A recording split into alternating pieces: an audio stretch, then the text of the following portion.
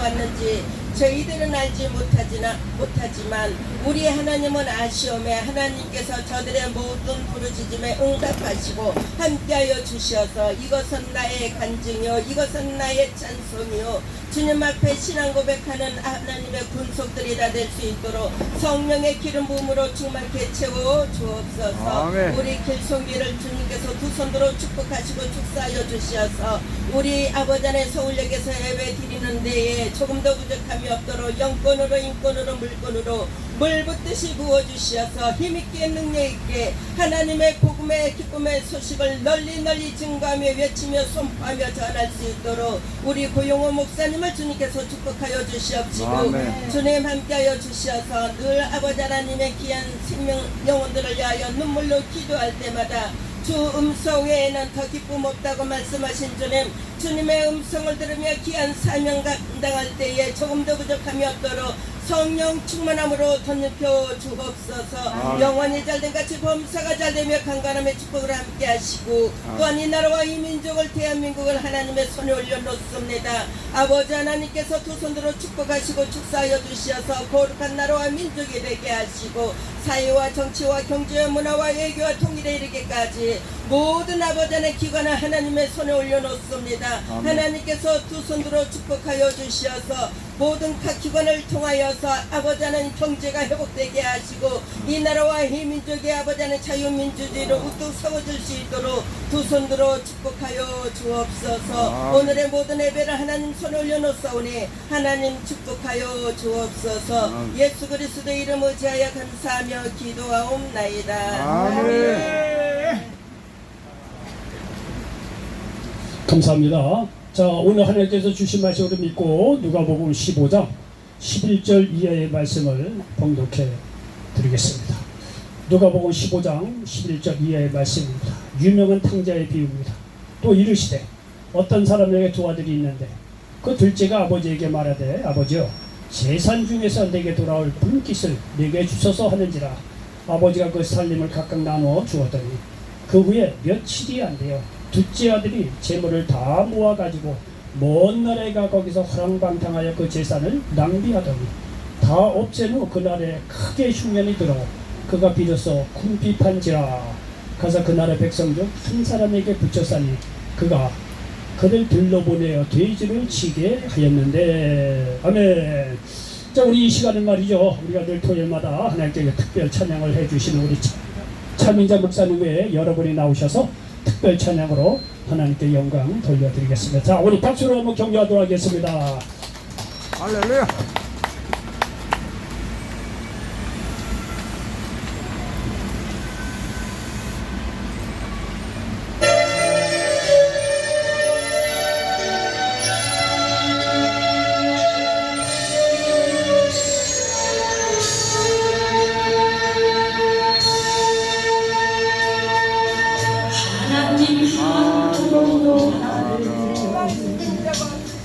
실망시킨 적 없으시고 언제나 공평과 은혜로 나를 지키셨네.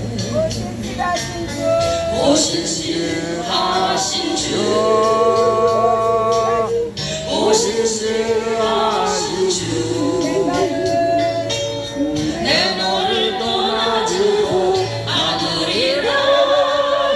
내 너를 보내주고 아누리라. 약속하셨던 주님 그 약속을 지키사 이후로도 영원토록 나를 지키시리라 하시나네. 지나온 모든 세월들 돌아보아도 그 어느 것 하나 주의 손이 아닌 지요 전혀 없네. 오실시하신 주, 오실시하신 주, 내 너를 떠나주고 아누리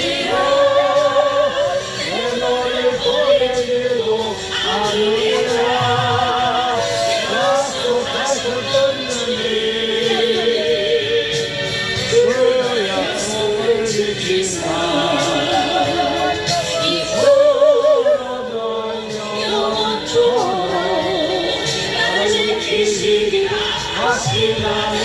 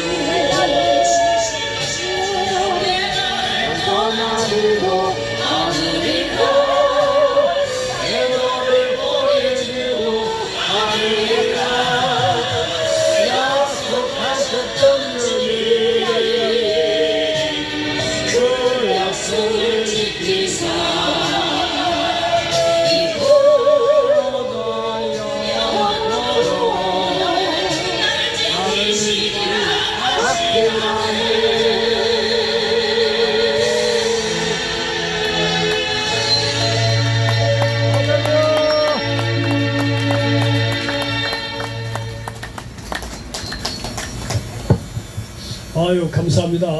늘 은혜 받았지만 오늘도 이렇게 비 오는 날인데도 불구하고 이렇게 또 하나님께 은혜 이렇게 찬양으로 이렇게 영광 돌려드릴 더 은혜가 되는 것 같습니다. 네. 감사합니다. 자, 저는 오늘 누가복음 15장 11절 이하의 말씀을 가지고 후퇴할 것이 없으면 전진하라. 한번 따라서 해보시기 바랍니다. 후퇴할 것이 없으면 전진하라. 후퇴할 곳이 없으면 전진하라.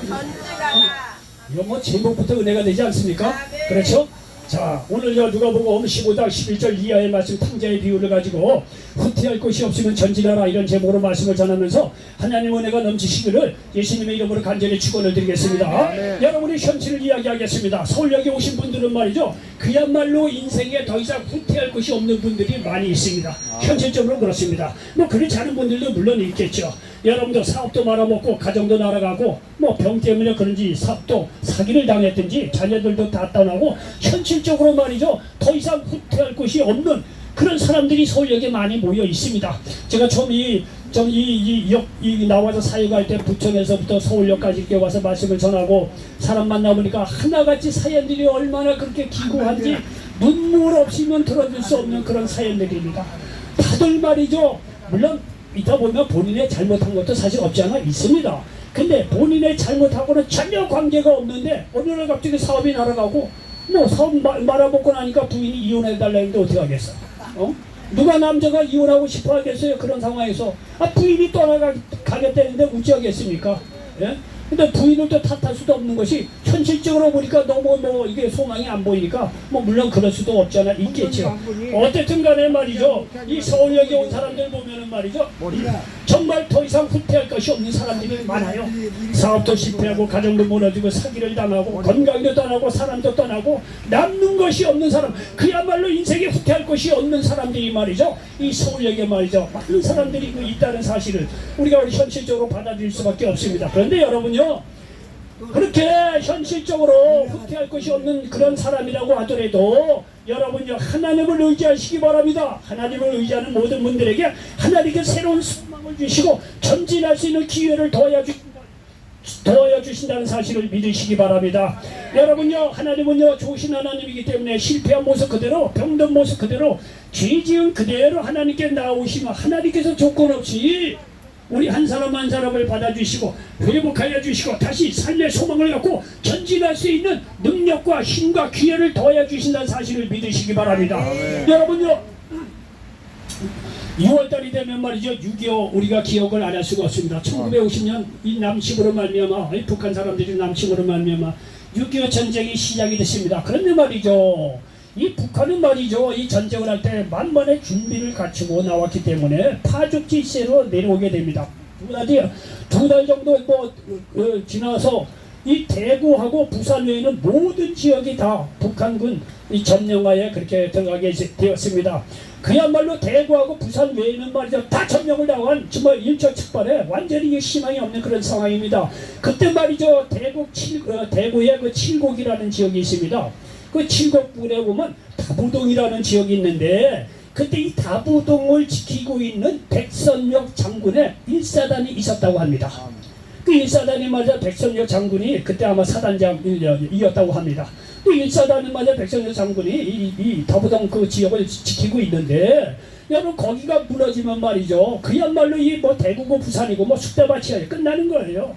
그러니까 말이죠 이 일사단들이 말이죠 더 이상 후퇴할 곳이 없는 그런 막바른 사막에 지금 처했다는 거예요. 그런데 말이죠 그 당시 상황이 보고품도 시원치 않아서 이 군사들이 말이죠 배고프고 목마르고 정말 지칠 대로 지친 상황이었다는 거예요. 그런데 말이야 마음으로도 그럴 뿐만이 아니라 그 형편상으로 더 이상 물러날 곳이 없는 상황이다. 일사단이 물러났다 그럼 끝장나는 거예요. 그러니까 더 이상 물러날 곳이 없는 그런 처절한 그런 상황이었다는 거예요. 그때 그 일사단장이었던 백선현 장군이 장병들을 모아놓고 일정 연설을 합니다. 백선현 장군이 부하들을 모아놓고 이야기를 하기를 자 들어보십시오. 모두들 앉아 내 말을 들어라. 그동안 잘 싸워주셔서 고맙다. 그러나 우리는 여기서 더 이상 후퇴할 것이 없다. 그러면서 하는 얘기가 뭐냐면 내가 선두에 서서 돌격하겠다. 내가 후퇴하면 너희들이 나를 쏴. 이렇게 1사단장이었던 백선엽 장군이 그런 이야기를 했다는 거예요. 더 이상 후퇴할 것이 없다는 거예요. 우리가 후퇴하면 이 나라는 다 끝나는 거예요. 후퇴할 것이 없다는 거예요. 그러니까 1사단장인 백선엽 장군이 장관들을 모아놓고 장병들을 너도 그동안 수고했다 이거. 근데 현실적으로 우리가 더 이상 물러날 것이 없다는 거예요. 내가 먼저 선두에 서서 싸울 테니까 내가 후퇴하면 총을 쏘라는 거예요. 예? 이러한 각오로 1사단장인 백선열 장군이 앞에 서서 선두에 서서 전쟁을 지휘하면서 싸웠다는 거예요. 그러니까 1사단장인 백선열 장군이 그 선두에 서서 말이죠. 그렇게 선수범에서 전쟁을 이렇게 선두에서 싸우니 장병들이 힘이 안 날 수가 없죠. 이 일로 말미암아 우리 남한의 군인들이 말이죠 힘을 얻어서 말이죠 그 싸움을 시작할 수 있었다는 거예요. 그래서 말이 국군의 기세가 이렇게 끌어올라고 이긴 줄 알았던 이 북한군은 말이죠 백선엽 장군의 이 갑작스러운 공격에 당황해서 후퇴하였다고 합니다.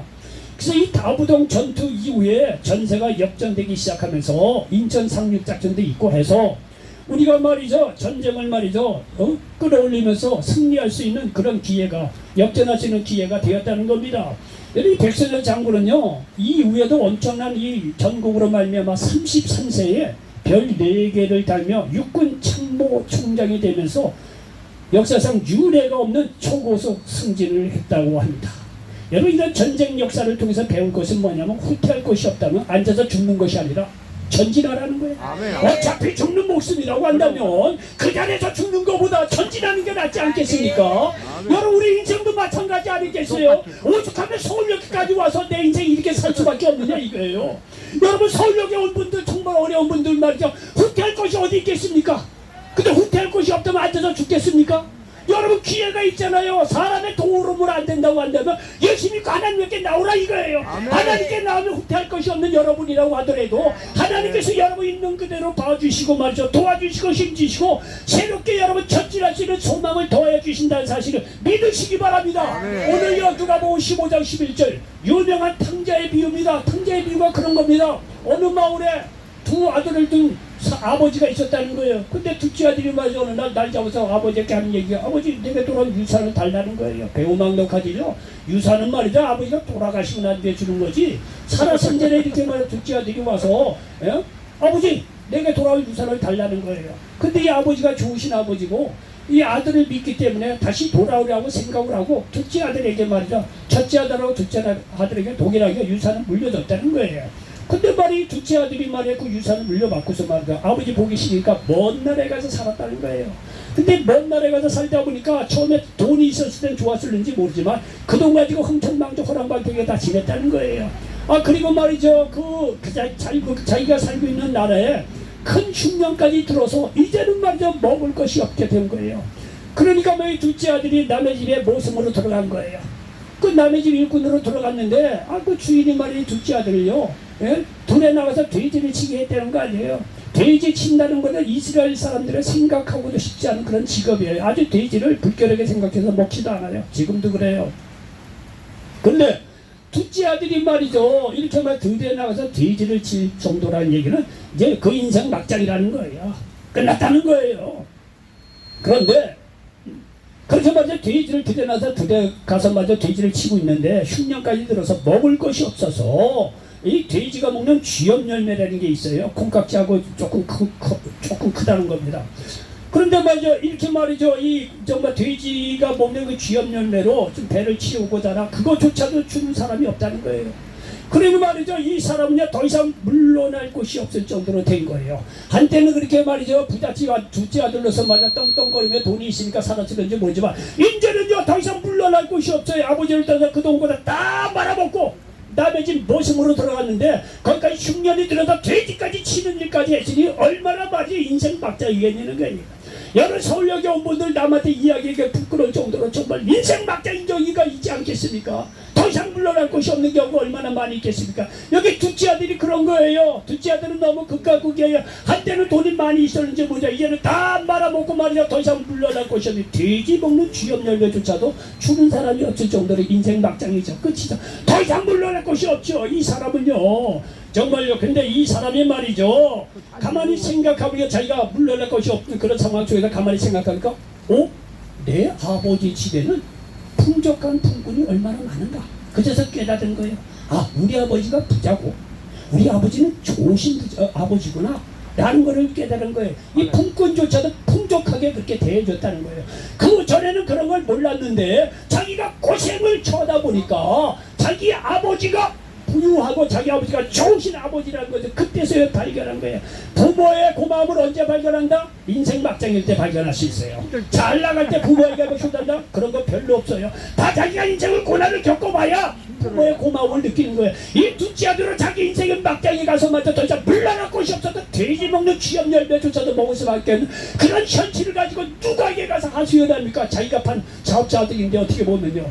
그래도 말이죠 이 사람이 그렇게 고생 중에서 드디어 아버지를 생각해낸 거예요. 내 아버지가 얼마나 풍족한 풍꾼조차도 이렇게 대우를 잘해주고 말이죠. 좋으신 아버지네. 그래서 이 둘째 아들이 비로소 좋으신 아버지를 깨닫고 자기 집에 돌아가기로 해서 마음속에 내가 이제 집에 돌아가거든 내 아버지하고 하늘과 내 아버지 앞에 죄를 얻어 싸우니 아들이라 생각하지 말고 그냥 품꾼이 하나로 좀 봐주십시오 라고 이야기해야지 라고 돌아갔다는 거예요. 돌아갔더니 말이죠 어기가 동네 어기가 먼데도 불구하고 아버지가 그를 알아보고 말이죠 반갑게 맞이해주고 말이죠 잔치를 벌려서 둘째 아들의 신분을 회복시켜 주었다는 거예요. 여러분 이 둘째 아들이 아버지에게 돌아와서 인생 막장 더 이상 물러날 곳이 없지만 아버지께 돌아와서 다시 한번 말이죠 인생을 시작할 수 있는 좋은 기회를 얻었다는 것이 오늘 이게 탕제의 비유의 내용입니다. 우리가 여기서 알고 싶은 것은 뭐냐면 이 둘째 아들은 오늘날 실패해서 더 이상 물러날 것이 없는 그런 사람들 오늘날 우리들을 이야기한다는 사실이에요. 여러분요 인생을 실패했다고 절망하지 마시기 바랍니다. 여러분 살다 보면 그럴 수도 있는 건 아니겠습니까? 어떻게 다 성공만 하고 살 수 있겠습니까? 오히려 세상에서 성공만 하다가 하나님 없이 사는 것보다 더 이상 물러날 것이 없을 정도로 실패도 맛보고 이를 통해 하나님 만나는 이 인생이 훨씬 하나님 앞에서는 가치가 있다는 사실을 기억하시기 바랍니다. 이런 삶을 하나님이 인정해 주시는 거예요. 여기 누가복음 16장 19절 31절에 봅니까? 부자하고 거지 나사로 비유가 나옵니다. 부자는 떵떵거리며 살았어요. 거지 나사로는 먹을 게 없어서 부자에서 상에서 떨어지는 것을 먹고 그렇게 살았다는 거예요. 근데 말은 시간이 들어서 둘 다 죽었다는 거 아니에요. 죽었는데 부자는 지옥에 가고 거지 나사로는 천국에 갔다는 거예요. 여러분 보십시오. 이 거지는요 비록 이 세상에서 거지처럼 살았는지 모르지만 그래도 그 마음에 하나님을 의지하는 마음이 있었다는 거예요. 죽고 나니까 하나님 앞에 갔습니다. 천국에 간 거예요.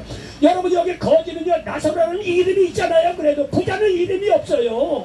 부자 세상에서 떵떵거리게 살았을는지 모르지 하나님 없는 인생은 하나님한테 의미 없다는 거예요. 인생이 길어봐야 뭐 100세 120세 아니야. 요즘 텔레비전 보면 장수라고 말이죠. 뭐 120세 나온 노인들이 와서 뭐 노래도 부르고 뭐 하여튼 그런 프로그램.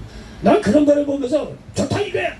여러분 장수하는 거 좋다 이거야. 그 당신 마음속에 하나님이 있느냐는 그거를 묻고 싶어요. 하나님 믿는 입장에서 보니까 그냥 그런 생각이 드는 거야. 장수하면 좋지요.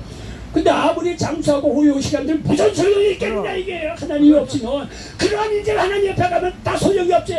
길어봐야 100년 110년은 잠신약가로 죽는데 그거면 도토리 기대기 아니에요 그거. 예? 그러나 이 거지는요 비록 거지처럼 살아지는 거지만 그 마음에 하나님을 의지하는 마음이 있어서 죽거나 천국에 갔다는 거예요. 이름이 있잖아요. 나사로라고. 하나님이 그 이름을 기억했다는 거예요. 여러분 어떤 삶을 살겠냐 이거예요. 하나님 없이 떵떵거리고 사는 것보다 인생밖에 더 이상 후퇴할 곳이 없는 그런 삶을 살았다고 하더라도 그래도 예수 믿고 하나님 품에 돌아와서 사는 게 낫다는 거예요. 하나님이 설사 여러분 지금이라도 예수 믿고 구원받고 하나님께 돌아왔다고 했습니다. 그럼 하나님이 여러분 찔찔 아주 다 궁계해가지고 겨우 구원만 받게 하실 하나님이냐? 절대 그렇지 않다는 거예요. 지금도 여러분 예수님 믿고 하나님께 돌아오고 여러분 이 인생 가운데 놀라운 역사가 일어난다는 사실을 믿으시기 바랍니다. 왜 그러냐? 하나님은 좋으신 아버지 때문에 그렇다는 거예요. 여기서 등장하는 탕자의 위에서 나오는 아버지는 좋으신 하나님이에요. 하나님은 좋으신 하나님입니다. 여러분 하나님은요 온 우주 만물을 만드시고 우리 인간에게 모든 것을 다스리시는 능력과 지혜를 주신 능력의 하나님입니다. 여러분요 하나님께서 온 우주 만물을 만들어 놓고 인간에게 말이죠 능력도 안 주고 지혜도 안 주고 너희들이 알아서 하라 이런 거 아니라는 거예요. 하나님께서 온 우주 만물을 만드시고 말이에요 하나님 형상대로 만드시고 이 우주 만물을 다스리시는 지혜와 능력을 다 주신 하나님이에요. 그러나 아담과 하와의 죄로 모든 인간이 죽게 되자 예수님을 보내주신 것입니다. 그리고 예수님으로 하여금 우리의 죄를 대신해서 십자가에 죽게 하시고 부활하게 하신 것입니다. 이 예수님을 믿을 때 우리는 구원받고 영생을 얻게 하신 것입니다. 로마서 10장 9절에 보니까 네가 만일 내 입으로 예수를 주로 시인하며 또 하나님께서 그를 죽은 자 가운데서 살리신 것을 내 마음에 믿으면 구원을 받으리라. 이렇게 예수님을 보내놓고 우리를 기다리시는 하나님이라는 사실을 믿으시기 바랍니다.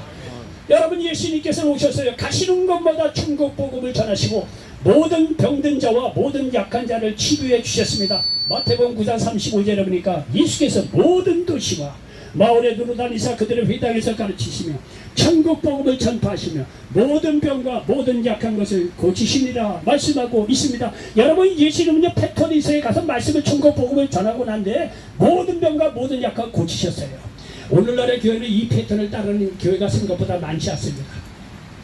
말씀 은혜가 잘 전하지만 치유를 위해서 공개적으로 기도하는 교회가 또 생각보다 많지 않아요. 근데 예수님의 스타일은 뭐냐면 천국 복음을 전하고 나서 반드시 그 자리에서 모든 병과 모든 약한 것을 치료해줬다는 거야. 배고픈 자 먹이고 병든 자 약한 자 말이야 알뜰없이 다 고치고 귀신을 쫓아내주시고 놀라운 역사를 베풀어 주셨다는 것이 예수님의 이 공생의 패턴이에요. 그러니까 여러분들도 오늘날도 어느 주의 종이 와서 말씀을 전해주지 간에 야 오늘 하나님께서 천국 복음을 이렇게 우리가 이건 듣게 하시고 내 병도 내 연약한 것도 내 문제도 해결해 주신 좋은 하나님이 오늘 역사하시겠구나 믿음을 가지고 여러분 여러 병든 몸 문제를 놓고 기도해 보시기 바랍니다. 하나님 말씀에 말이죠 그대로 여기 마태복음 9장 35절에 말씀하셨듯이 여러분이요 정말 진정과 신정으로 예배 보고 간절한 마음으로 기도하면 이런 놀라운 역사가 예배 가운데 나타난다는 사실을 믿으시기 바랍니다. 이게 얼마나 소망의 메시지입니까? 예수님은요 마귀의 눌린 자를 자유롭게 하셨다는 거예요. 누가복음 4장 18절입니까? 주의 성령이 내게 임하셨으니 이는 가난한 자에게 복음을 전하게 하시려고 내게 기름을 부으시고 나를 보내사 포로된 자에게 자유를 눈먼 자에게 다시 보게 함을 전파하며 놀린 자를 자유롭게 하고 말씀하고 있습니다. 그러니 여러분 예수님 가시는 곳마다 더 이상 후퇴할 것이 없는 사람들이 힘을 얻고 다시 전진할 수 있었던 것입니다. 여러분 신약 성경에 나오는 많은 문제의 사람들을 보십시오. 여러분 생각해 보십시오. 성경을 이렇게 본 사람은 알 거야. 38년 된 병자 무슨 소망이 있겠습니까? 예? 38년 된 병자 그에게 무슨 소망이 있겠어요? 그 사람뿐만 아니라 그 주위 사람을 다 떠나고 혼자가 됐을 거야. 38년 긴 병에 효자가 어디 있고 말이야 도와준 사람은 누가 어디 있겠어요? 현실적으로 38년 된 병자 더 이상 물러날 것이 없는 사람이에요. 12의 혈류증을 앓던 여인 더 이상 물러날 것이 없는 여인이에요. 많은 병자들 수많은 나병 환자들 걷지 못한 사람들 살아가는 사람이 죽었던 그 가족들 많은 백인들 귀신에 들린 자들 이 사람 현실적으로 더 이상 물러날 것이 없는 사람들이에요. 여러 가지요. 겉에 이유는 다 다양하게 나타나지만 내용은 더 이상 물러날 곳이 없어. 귀신 들린 자꾸를 어떻게 하겠습니까? 오늘날에도 귀신 들린 자 병원에 가서 고치기 어려워요. 38년 내 역주에 말이야 많은 병자를 나면서 맹인된 사람들, 이런 사람들을 오늘날 누가 말이야 고칠 수 있겠습니까? 어떻게 보면 말이죠, 더 이상 물러날 곳이 없는 사람들이야. 이런 사람들이요. 그러나 이 사람들이 더 이상 후퇴할 것이 없었던 사람이었지만, 그러나 이들이 예수를 만나 고침받고 다시 희망을 갖고 전진할 수 있었다는 사실을 우리 성경을 통해서 너무나 많이 알 수 있습니다. 여러분, 그것뿐만이 아니라 많은 사람들이 오늘날에도 마찬가지지만 그 당시도 마찬가지에 어디서 와서 왜 살며 어디로 가는지를 모르는, 그야말로 인생의 의미를 모르는 사람들이 얼마나 많이 있는지 몰라. 사기는 멀쩡해. 돈이 없는 게 아니야. 다 뭐 배운 게 없는 것도 아니야. 다 뭐 가족들 다 통하네. 그런데 그 마음에 도대체 내가 어디서 와서 왜 살며 어디로 가는지 인생의 의미를 몰라. 그들 겉으로 드러나는 그게 모습이 아니야. 다 마음을 골마 터지게 만드는, 약하게 만드는 인생 무의미에 빠진 사람들이 얼마나 이 세상에 많은지 몰라요. 도대체 우리가 어디서 와서 왜 살며 말이죠, 어디로 가느냐 이게 몰라요. 그러나 여러분, 예수님을 만나면 인생의 의미를 깨닫고 놀라운 인생을 살게 된다는 사실을 믿으시기 바랍니다. 겉이 멀쩡해도 인생의 의미를 모르는 사람은요, 속으로 문드러지고 썩어 문드러지고 정신적으로 어떻게 보면 영적으로 더 이상 물러날 것이 없는 그런 삶을 사는 사람들이에요. 그러나 여러분, 예수님을 만나면 우리 인간은 하나님이 창조하셨고, 그렇기 때문에 하나님의 영광 위에서 살다가 영원한 천국으로 들어간다는 사실을 분명히 깨달아 있기 때문에 인생의 의미를 찾고 여러분 인생 무의미를 벗어나서 전진하며 살아가게 돼 있는 거예요. 여러분, 창세기 1장 27절에 보니까 하나님이 자기 형상, 곧 하나님의 형상대로 사람을 창조하시되 남자와 여자를 창조하시고 말씀하고 있습니다. 그리고 우리는 왜 사느냐? 하나님 영광을 위해서 사는 거예요. 이사야서 43장 7절, 내 이름으로 불려지는 모든 자, 곧 내가 내 영광을 위하여 창조한 자를 누게 하라. 그를 내가 지었고 그를 내가 만들었느니라. 마태복음 6장 33절, 그런즉 너희는 먼저 그의 나라와 그의 의를 구하라. 그리하면 이 모든 것을 너희에게 도와주리라 말씀하고 있습니다. 또한 이것뿐만 아니라 천국까지 예비를 해주셔서 어디로 가느냐? 천국 갑니다. 고린도후서 5장 1절에 만일 땅에 있는 우리의 장막집이 무너지면 하나님께서 지으신 집, 곧 손으로 지은 것이 아니요 하늘에 있는 영원한 집이 우리에게 있는 줄 아느니라 말씀하고 있습니다. 여러분요, 진리는 결코 어려운 게 아닙니다. 진리가 어렵다면 누가 진리를 알고 말이야 해탈을 얻고 구원을 받겠어요. 진리는 어려운 게 아닙니다. 여러분, 성경은요 이 진리를 너무나 쉽게 풀이를 하니까 사람들이 믿지를 않아. 오히려 진리는 어려운가라고 생각해서 말이야 들로 산으로 뛰어다니면서 뭔가 금식을 하고 산에 가서 말이죠 돌을 닦는다고 말이죠 난리 오늘날도 많은 사람들이 들로 산으로 말이야 독 닦겠다고 얼마나 많이 가는지 몰라. 가서 말이죠 뭐 어떤 사람은 몇 년 동안 눕지도 않고 말이야 앉아서 득도를 했다는 둥 말이야. 얼마 동안 먹지도 않고 말이죠 물도 안 마시고 뭐 돌을 닦고 애를 썩대는 둥 말이죠. 어떤 사람은 뭐 산속에 들어가서 몇 년 동안 아무도 안 만나고 말이야 뭘 했다고요. 여러분, 인간적으로 보면 굉장히 그럴듯해 보여요. 그렇게 해야 겨우 이렇게 진리를 얻고 깨닫고 뭐 해탈을 좀 얻는가 보다. 굉장히 자기들이 그렇게 순수한 거니까 사람들이 보기에는 논리적으로는 이해할 만해. 여러분, 진리는 그렇게 깨달은 게 아니에요. 그렇게 어렵게 깨달으면 누가 구원을 받고 해탈하게.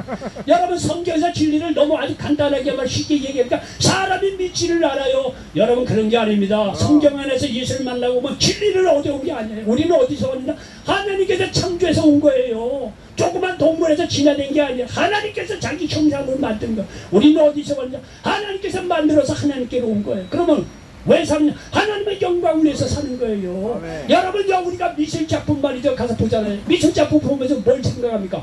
이 작품 만든 작자가 말이야 얼마나 훌륭하고 말이야 대단한 사람입니까? 우리가 그 작품을 보면서 그 사람의 영광을 보잖아요.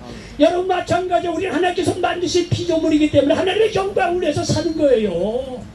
그래서 여기 이사야서 43장 7절, 내 이름으로 불려지는 모든 자, 곧 내가 내 영광을 위해 창조한 자를 오게 하라. 내 영광을 위해서 창조한 자를 오게 한다는 거예요. 여러분, 우리 하나님의 영광을 위해서 사는 거예요. 어디로 가느냐? 하나님께서 예비해 놓으신 천국에 가서 고린도후서 5장 1절처럼 영원히 사는 거예요. 어려운 거 없습니다. 우리 하나님께로 와서 하나님의 영광을 위해서 살다가 하나님께로 가는 겁니다. 진리는 간단해요.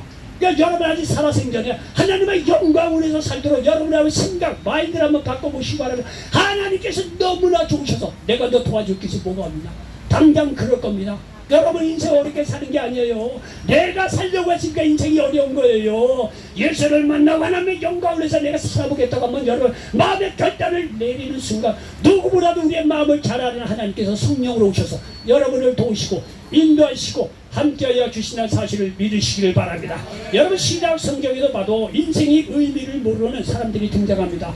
여러분 요한복음 3장이면 바리새인이 니고데모라고 하는 인물이 등장합니다. 이 니고데모라고 하는 사람은 이 바리새인으로서 율법학자예요. 율법을 열심히 연구해서 돈을 닦겠다고 천국에 가겠다고 그렇게 생각했던 사람이에요. 오늘날로 얘기하면 이 다른 종교가 막 산속에 들어가서 나름대로 연구를 해서 의롭게 뭔가 해서 돈을 닦겠다고 하는 사람하고 거의 비슷한 사람이에요.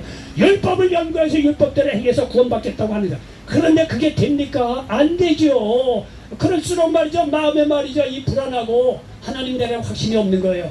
그러니까 말이야 밤중에 예수님을 찾아왔네. 예수님께서 야너 율법 행해서 그렇게 해서 한 게 아니다. 물과 성령으로 거듭나야 네가 하나님 나라에 들어갔을 때가 물이라는 것은 회개를 의미해요. 물속에 들어가서 내 자신을 장사 지내는 이 세례를 얘기해요. 회개를 의미해 회개하고 여기 성령은요 우리가 성령으로야 예수를 구주라 고백할 수 있는 거예요. 성령께서 함께해야 예수를 구주로 고백할 수 있는 거예요. 여러분 이렇게 물과 성령으로 거듭나야 하나님 나라에 들어갈 수 있다는 거예요. 이 말 한마디에 수십 년 이 율법을 연구해서 하나님 나라에 들어갔다가 애걸 벗고 애를 썼던 이 니고데모의 문제가 인생 부임의 문제가 순식간에 해결됐다는 사실을 여러분 성경 우리들에게 가르쳐주고 있습니다. 여러분 누가복음 19장에 보면 돈 하면서 쫓아다니는 삭개오라고 하는 인물이 나와요.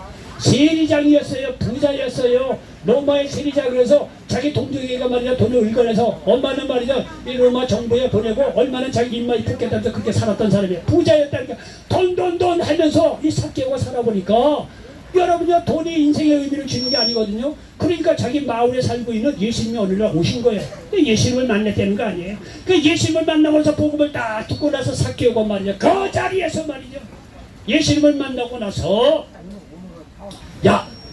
예수님을 만나고 나서 삶의 의미를 깨달은 이 삭개오는 자신의 재산 중 절반을 가난한 자에게 주고 속여 빼앗은 것이 있다면 네 가짜리나 갖겠다고 예수님 옆에 선언한 거 보십시오.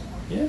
돈 아무리 돈이 있어도 인생의 의미를 깨닫는 게 아니라 예수님 만나고 나서 이 삭개오가 변해받고 재산 중 절반을 가난한 자에게 주고 속여 빼앗은 것이란 네 가짜리나 주겠다고 예수님 앞에 선언한 거 없이요. 여러분 이렇게 삭개오가 말이죠 돈이 전부인 줄 알고 돈 했는데 그게 아닌 것을 깨닫고 예수님 만나고 인생의 의미를 발견하는 거 보십시오. 요한복음 4장에 보면 6번째 남자와 사는 사마리아 수가성 여인 이 사람 보고 말해 많은 사람이 어떻게 저런 여인이 돼.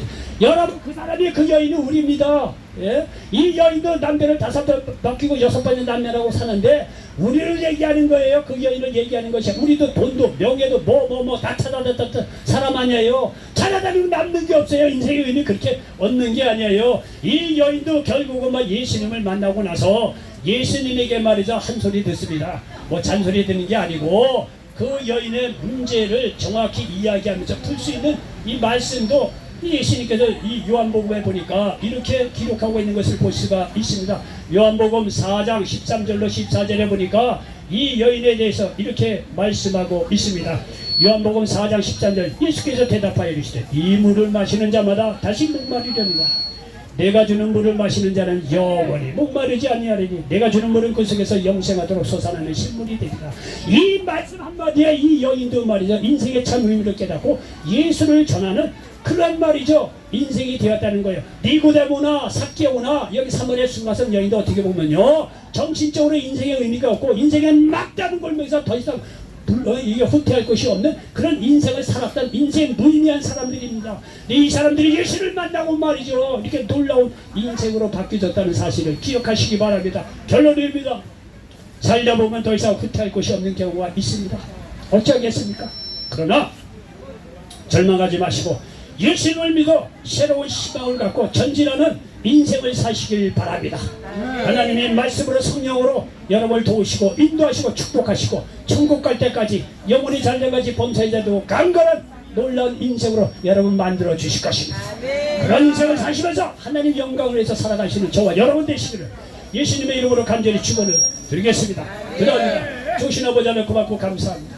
오늘 누가복음 15장 11절 이하의 말씀을 가지고 후퇴할 것이 없으면 전진하라 이런 제목으로 말씀을 나눴습니다. 이 말씀이 이 자리에 함께 모든 분들에게 그대로 응하게 도와 주시옵소서.